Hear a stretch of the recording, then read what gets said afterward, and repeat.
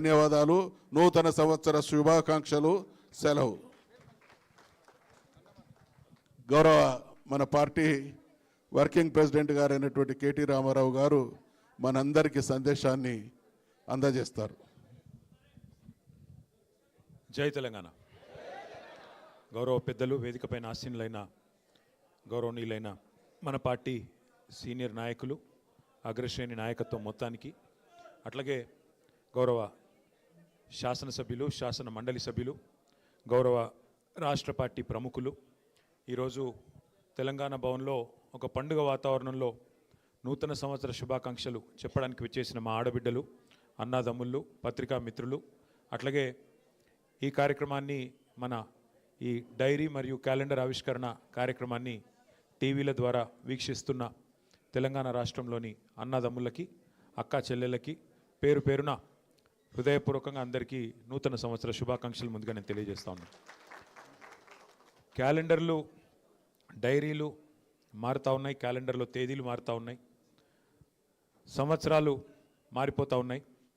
కానీ కాంగ్రెస్ ప్రభుత్వం మీద ఎన్నో ఆశలతో ఓట్లేసిన ప్రజల జీవితాల్లో మాత్రం గత 2 సంవత్సరాలుగా ఎలాంటి మార్పు రాలేదు. ఇంకా ఏమైనా మార్పు వచ్చింది అంటే అది తిరోగమనం వైపు, అంటే తిరిగి ఏదైతే పాతకాలంలో ఉండే పరిస్థితులు ఉండేదో, తెలంగాణ రాక పూర్వం, కేసీఆర్ గారు ముఖ్యమంత్రిగా పదవి బాధ్యతలు చేపట్టక పూర్వం మళ్ళీ అదే పరిస్థితి ఈరోజు తిరిగి తిరోగమనం వైపు ప్రయాణిస్తున్న ఈ సందర్భం స్పష్టంగా మనకు కనబడతా ఉన్నది.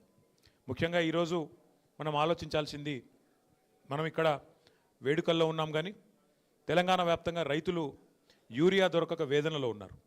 చలికాలంలో ఈరోజు పొద్దునే నేను చూస్తూ ఉన్నాను, చలికాలంలో ఇంతటి చలిలో మొత్తం రాష్ట్ర వ్యాప్తంగా ఉన్న రైతాంగం ఒక్కొక్క యూరియా బస్తా కోసం అల్లాడిపోతూ ఇవాళ గంటల తరబడి, దినాల తరబడి లైన్లు కట్టే దుస్థితి మళ్ళీ తెలంగాణకు దాపురించిన పరిస్థితిని మనం చూస్తూ ఉన్నాం.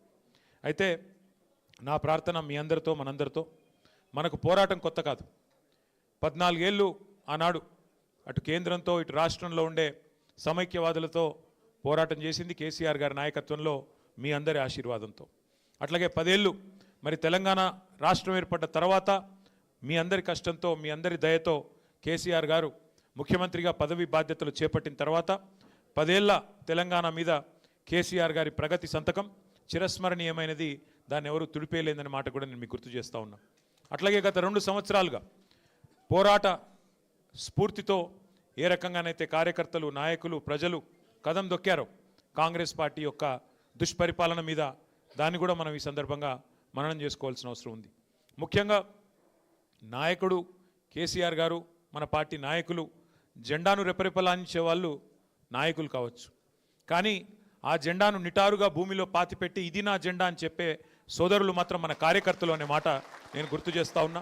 వారి పోరాట స్ఫూర్తికి, అది పంచాయతీ ఎన్నికల్లో కావచ్చు, లేదా గత 2 సంవత్సరాలుగా చేసిన వివిధ పోరాటాల్లో, లగచర్లలో గిరిజనుల మీద జరిగిన దాష్టికానికి వ్యతిరేకంగా, అట్లాగే తెలంగాణ వ్యాప్తంగా రుణమాఫీ పేరుతో జరిగిన దగ, రైతు బంధు ఎగ్గొట్టి 2 సార్లు చేసిన మోసం, 6 గ్యారంటీలు, 420 హామీలు, వాటి మీద ప్రజల తిరుగుబాటుకు నాయకత్వం వహించిన మా కార్యకర్తలకి, మూసీలో జరుగుతున్న దాష్టికానికి వ్యతిరేకంగా గలమెత్తిన సోదరులకి, హైదరాబాద్ సెంట్రల్ యూనివర్సిటీలో భూములు గుంజుకుంటుంటే తెగువను ప్రదర్శించిన మా విద్యార్థి సోదరులకు, సోదరీమణులకి, అట్లాగే ఈరోజు రాష్ట్రంలో జరుగుతున్న ప్రతి అన్యాయంపై ఎలుగెత్తి పోరాడుతున్న మా తెలంగాణ తమ్ముళ్ళు, ఆడబిడ్డలు, పేరు పేరున బారాస సైనికులు, భారత రాష్ట్ర సమితి సైనికులందరికీ హృదయపూర్వకంగా నేను వారికి శిరస్సు వంచి వినమ్రంగా నమస్కారాలు, వారికి అభినందనలు కూడా తెలియజేస్తా ఉన్నా.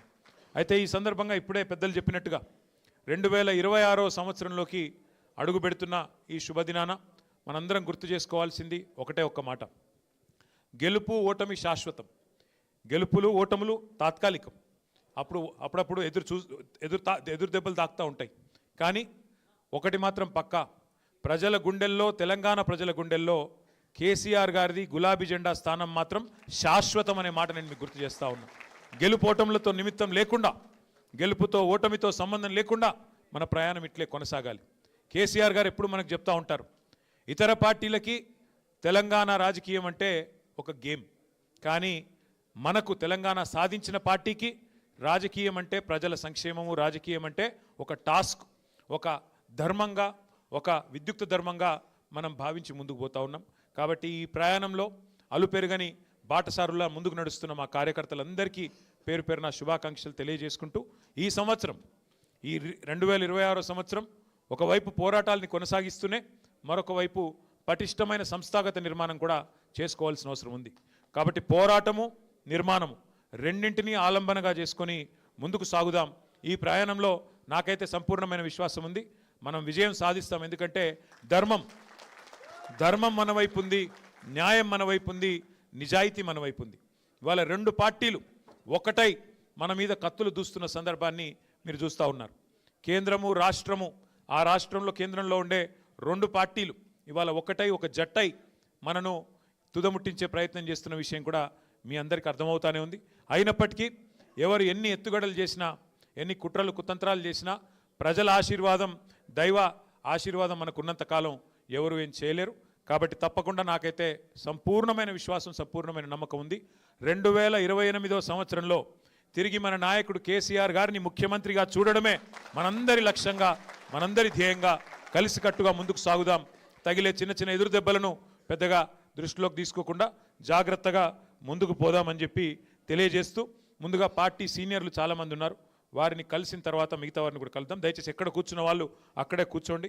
దయచేసి ముందుగా సీనియర్లను, గౌరవ శాసనసభ్యులు, శాసన మండలి సభ్యులు, మాజీ మంత్రివర్యులు, రాష్ట్ర పార్టీ ప్రముఖులు వేదిక పైన ఉన్న వాళ్ళు ఉన్నారు, వారిని పలకరించిన తర్వాత, వారి శుభాకాంక్షలు చెప్పిన తర్వాత మిగతా మిత్రులు దయచేసి మీరు కూడా రావచ్చు. కాబట్టి ఎక్కడున్న వాళ్ళు అక్కడే ఉండి దయచేసి గందరగోళానికి తావివ్వకుండా ముందుకు సాగుదామని చెప్పి ప్రార్థిస్తూ, ఇక్కడ చేసుకో, ఇక్కడే ఉంటే బెటర్. Thank you. జై తెలంగాణ.